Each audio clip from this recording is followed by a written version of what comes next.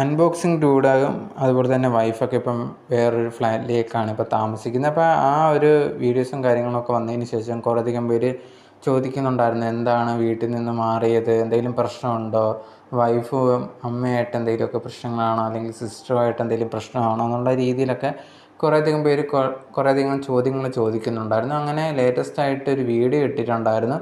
ആ ഒരു വീഡിയോയിൽ കുറേയധികം ചോദ്യങ്ങൾക്കുള്ള മറുപടിയൊക്കെ ആയിരുന്നു. അതിൽ ഇത് കണക്ക് ചോദിച്ചിട്ടുണ്ടായിരുന്നത്, എന്താണ് വീട്ടിൽ നിന്ന് മാറാനുള്ള കാരണം എന്നുള്ള രീതിയിൽ ചോദിച്ചിട്ടുണ്ടായിരുന്നു. ആ സമയത്ത് അൺബോക്സിങ് ഡൂഡും അതുപോലെ തന്നെ വൈഫും പറഞ്ഞിട്ടുള്ള ഒരു കാര്യം എന്ന് പറഞ്ഞാൽ, നിങ്ങൾ വിചാരിക്കുന്ന പോലെ പ്രശ്നങ്ങളോ കാര്യങ്ങളോ ഒന്നുമില്ല.